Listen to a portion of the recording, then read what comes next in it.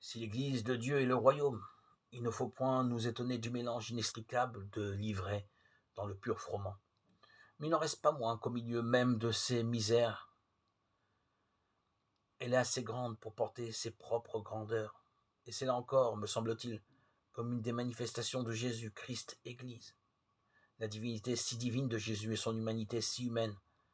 Seule l'Église peut nous y introduire, sinon nous allons osciller,